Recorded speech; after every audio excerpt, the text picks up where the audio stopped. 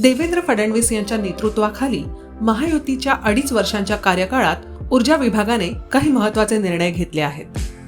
या अंतर्गत शेतकऱ्यांना स्वावलंबी बनवण्यासाठी आता सौर कृषी पंप योजना नुकतीच सुरू करण्यात आली आहे. राज्य सरकारने मागेल त्याला सौर पंप ही योजना आणली आहे. ज्या योजनेच्या अंतर्गत 9 लाख सौर पंप आपण मंजूर केलेले आहेत.